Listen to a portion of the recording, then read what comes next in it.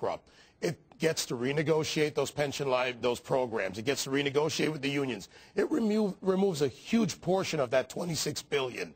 That's what needs to happen. That doesn't take away from helping people to what you're talking about. It means they're actually better able to do it. So let them go. Because when you change, when you change the contribution model and the benefit model, and you actually have it so that private and public sector are closer to being equal, then we have a better model to go forward. I agree 100% what you just said. But in reality, this is as bad as any war that we're going to get into. Right now, this economy is so bad. We talk about it all the time on the show. Sure. The president has to react. This woman here, this murder, bailing out the states makes it worse. Has been following the economy so closely. We have to put people in there that really know about it. And we can't listen to these stupid senators, stupid congressmen standing there wanting to get the air of the floor. We got to settle this problem. Go ahead, Peter. And it's our president that has to do it. Go ahead. You're chomping at the bit. Go ahead, sir. Yeah, bailing out the states makes it worse. Yes, will there be some pain maybe for people in Texas if there's a default in California? Sure, but there'll be a lot more pain if they're forced to bail them out, and that it's actually going to hurt California. Because if we bail out California, then we don't get the restructuring we need. The California problem gets bigger, but now you have a moral hazard problem where you have all the states saying, why should we be responsible? Let's just run big deficits because we're going to push off the cost of running our government on the citizens of the other states, and then everybody is going.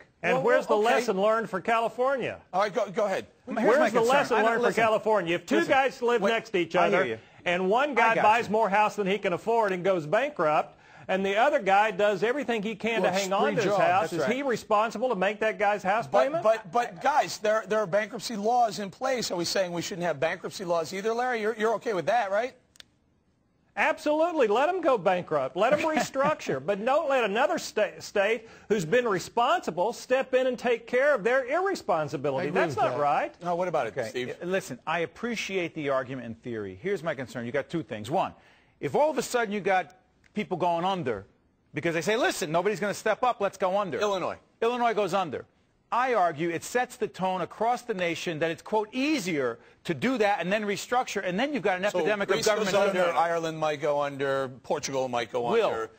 Will go under. Will go under. And I say so that's if California goes, hey, Schiff, what about that? If California goes, Illinois says, you know what?